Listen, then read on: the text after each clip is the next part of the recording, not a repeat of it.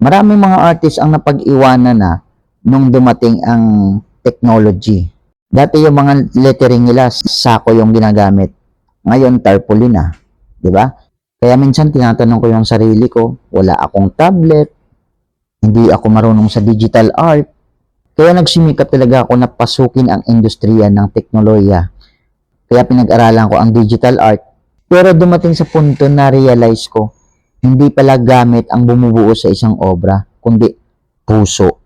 Kaya kung titingnan mo yung mga great artists sa kasaysayan nila, simpleng gamit lang ang meron sila.